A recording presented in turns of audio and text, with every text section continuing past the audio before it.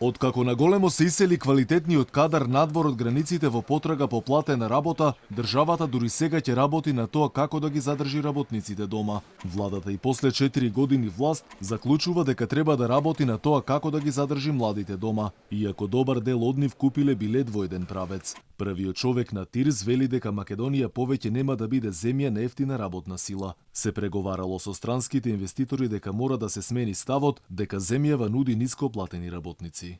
Едно од предизвиците е недостатокот сега на работна сила. Имате инвеститори кои што доаѓаат за да искористуваат работна сила, не во Македонија генерално, имате инвеститори кои што доаѓаат да заработат. Еден од проблемите кој што е посочен е проблемот со ниската продуктивност на трудот.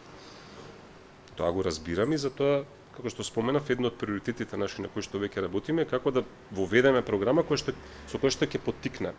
Економските зони кои беа магне за привлекување на странски капитал, сега размислуваат како ќе исплаќаат повисоки плати. Капак на се е и недостатокот на работни материјали во зоните, кои им создава дополнителни проблеми на компаниите. Недостасуваат чипови за автомобилската индустрија и се стравува дека би било можно да се стопира производството.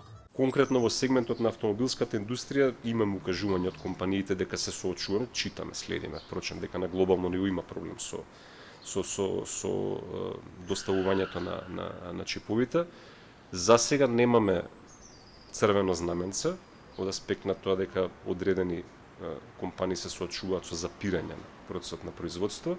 Инаку само годинава во економските зони влегле 6 компании. Деспотовски за годинава најави уште 3 и тоа во Скопје, Штип и Кочани. За странските инвеститори малите места и натаму остануваат непривлечни. Инаку во првите 8 месеци од годинава увозот во зоните е зголемен за 63% во истиот период лани, односно 17% во однос на 2019. Само минатиот месец увозот достигнал 269 милиони евра. И покрај пандемијата во Тирзовите работа 14.000 работници со просечна плата од 26.500 денари.